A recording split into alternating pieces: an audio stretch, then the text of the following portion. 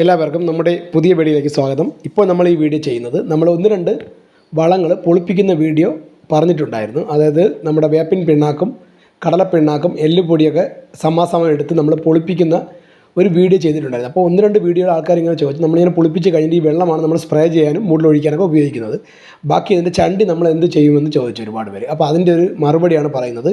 ഇതൊരു കാരണവശാലും നമ്മുടെ വെയിൽ കുറഞ്ഞ ഭാഗത്ത്, ഇപ്പം വലിയ വലിയ മരങ്ങളുടെ മുകളിലൊന്നും വലുതായിട്ട് വെയിലടിക്കത്തില്ല, ആ ഭാഗങ്ങളിൽ ചണ്ടി നമ്മൾ ഒന്നുകിൽ കുഴിച്ചിടുക, അല്ലാതെ മുകൾ ഭാഗത്തായിട്ട് ഇടരുത്. ഇട്ട് കഴിഞ്ഞാൽ ഉറുമ്പിൻ്റെ ശല്യം കൂടും.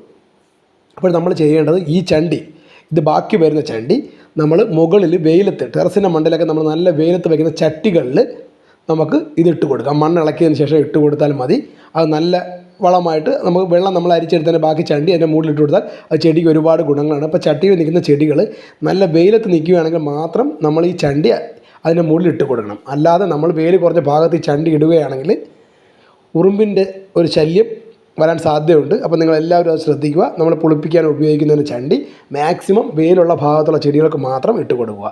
തണലുള്ള ഭാഗത്ത് നമ്മൾ ഉപയോഗിക്കുകയാണെങ്കിൽ അതിൻ്റെ മുകളിൽ കുഴിച്ചിടുക. വീഡിയോ ഇഷ്ടപ്പെട്ടു കഴിഞ്ഞാൽ എല്ലാവരും മാക്സിമം ഒന്ന് ഷെയർ ചെയ്യുക.